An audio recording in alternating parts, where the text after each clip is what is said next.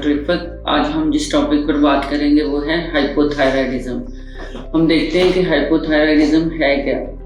Thyroid gland हमारे गले का जो बार है दरम्यान में, इसके बिल्कुल नीचे एक बटरफ्लाई शेप का ग्लैंड पड़ा हुआ है जिसको हम थायराइड ग्लैंड कहते हैं। ये थायराइड ग्लैंड हार्मोन सिक्रेट करता है जो हमारी बॉडी के बहुत सारे सिस्टम्स को रेगुलेट करते हैं।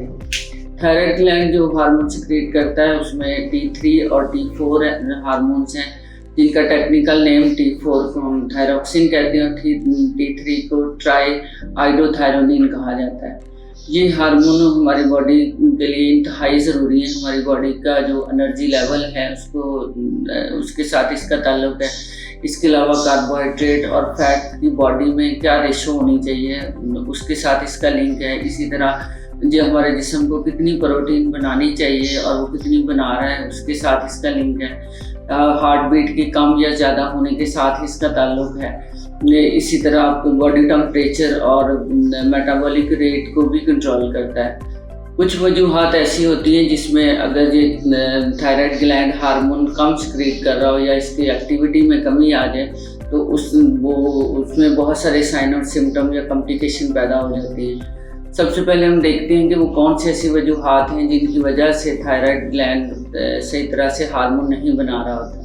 तो उसमें जो सबसे बेसिक वजह है वो ऑटोइम्यून डिजीज़ है। जैसा कि आपको पता है ऑटोइम्यून डिजीज़ में हमारा मदाफ़ती निज़ाम अपने ही जिस्म के ख़िलाफ़ काम शुरू कर देता है। और यहाँ चूँकि हम बात थायराइड ग्लैंड की कर रहे हैं तो जो थायराइड ग्लैंड का टिश्यू जो ये हार्मोन बनाता है वो इसको ख़त्म कर देता है। इसको हिशोमोटो डिजीज़ के नाम से जाना जाता है। इसी तरह बहुत से ऐसे इलाके जैसे मुल्तान का एरिया है जहाँ पे आयोडीन की कमी होती है, उस एरिया में आयोडीन चूँकि इन हार्मोन को बनाने में उसका बहुत अहम रोल है तो उस वजह से भी ये कम हार्मोन बनाता है।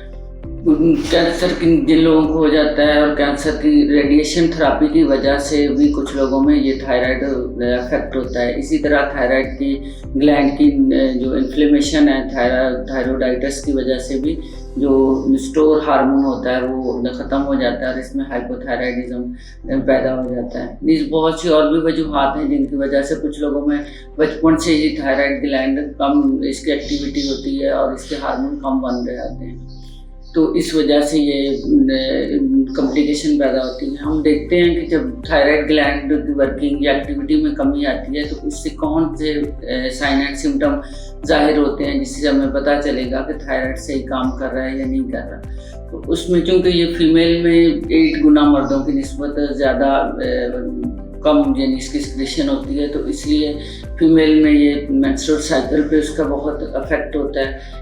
इरेगुलर साइकिल हो सकता है, इसी तरह हैवी ब्लीडिंग हो सकती है। क्योंकि इसका डायरेक्ट ताल्लुक ओवुलेशन से होता है तो इससे इनफर्टिलिटी भी ये काज करता है। इसी तरह अगर बेसिक सिम्टम्स में देखा जाए क्लिनिकली तो आप इसमें पेशेंट के जो बाल हैं वो बहुत खुरदरे और रफ हो जाते हैं, एक्सेसिव हेयर फॉलिंग होती है।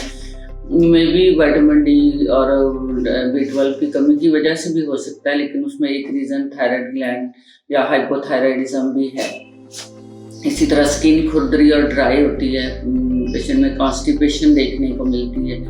ये सारे सिम्टम अगर हार्ट बीट कम होती है, पेशेंट को अमूमन जो होता है पसीना हाथों में ज़्यादा आता है। इसी तरह ओबेसिटी अगर बावजूद इसके कि उसका डाइट प्लान ठीक है, वो सही तरीके से डाइट ले रहा है, लेकिन इसके बावजूद वेट गेन कर रहा होता है। इसी तरह डिप्रेशन, एंजाइटी, ये सारी सिम्टम हाइपोथायराइडिज्म में पाई जा सकती हैं। डाइजेस्टिव सिस्टम के हवाले से अगर देखा जाए तो उसमें ब्लोटिंग पाई जाती है, कॉन्स्टिपेशन पाई जाती है। तो ये सारे साइन और सिम्टम अगर नज़र आ रहे हो तो उसमें डॉक्टर एक बेसिक टेस्ट सबसे पहले इसको डायग्नोज करने के लिए बेसिक टेस्ट करवाया जाता है जो TSH के नाम से जाना जाता है। TSH भी एक हार्मोन है जो पिट्यूटरी ग्लैंड जो हमारे दिमाग में है उससे खारिज होता है, और ये ग्लैंड जैसे नाम से ज़ाहिर है थायराइड स्टिमुलेटिंग हार्मोन है। तो जब किसी वजह से ये T3 T4 कम बन रहा होगा तो पिट्यूटरी ग्लैंड TSH ज़्यादा खारिज करता है ताकि उसको स्टिमुलेट करे, उसको सिग्नल दे तो वो हार्मोन ज़्यादा बनाए। तो लिहाजा अगर हम खून में टेस्ट देखेंगे TSH का लेवल तो वो TSH लेवल बड़ा होता है, और TSH लेवल बड़ा होता है, T3 T4 का लेवल कम होता है। तो उससे फिर इसका अंदाज़ा होता है कि ये इसका लेवल क्या है। अमूमी तौर पे जो एलोपैथिक में इसको ट्रीट किया जाता है तो उसमें इसका थायरॉक्सिन के नाम से वो ली जाती है बाहर से, पेशेंट की डोज उसमें सेट की जाती है और उसको मुस्तकिल सारी ज़िंदगी लेना पड़ती है। लेकिन अगर हम होम्योपैथिक या अल्टरनेटिव के पॉइंट ऑफ व्यू से देखें तो होम्योपैथिक में भी इसका बेहतरीन इलाज मौजूद है। इसमें बहुत सी अच्छी मेडिसिन, जिसमें थायराइडिनम है, आयोडीन है, कैलकेरिया कार्ब है और बहुत सारी मेडिसिन है जो इसमें बहुत अच्छा जिनका रोल है। लेकिन मैं आप लोगों से ये रिकमेंड करूँगी आप लोगों को कि आप कभी भी सेल्फ मेडिकेशन ना करें, कि आप खुद से कोई भी मेडिसिन आप ना लें अपने किसी करीबी। अगर आप रिसेंटली आपका हाइपोथायराइडिज्म डायग्नोज हुआ है तो आप अपने किसी करीबी अच्छे होम्योपैथ के पास जाएँ ताकि वो आपके सिम्टम के मुताबिक आपकी दवाई डायग्नोज करे और आपको मुश्किल इसका मेडिसिन दे। और अगर आप एक लॉन्ग टर्म से थायरॉक्सिन ले रहे हैं तो फिर भी आपको एकदम अपनी थायरॉक्सिन जो है उसको स्टॉप नहीं करना चाहिए।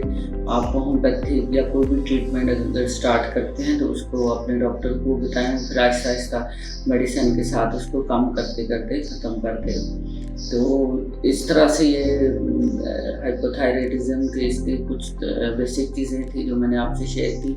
नेक्स्ट हम अपनी वीडियो में देखेंगे हाइपरथायराइडिज्म के बारे में, कि जिस तरह थायराइड ग्लैंड की एक्टिविटी कम होने से कॉम्प्लिकेशन पैदा होती हैं, इसी तरह अगर इसकी एक्टिविटी बढ़ जाए तो उसकी वजह से भी बहुत सारी कॉम्प्लिकेशंस पैदा होती हैं।